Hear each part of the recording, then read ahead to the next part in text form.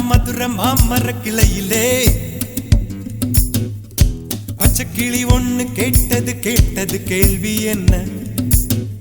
என் கண்ணு ரொம்ப அழகா, என் வெக்க ரொம்ப அழகா, இந்த கேள்வி என கேட்ட என்ன நான் பாடுவேன்.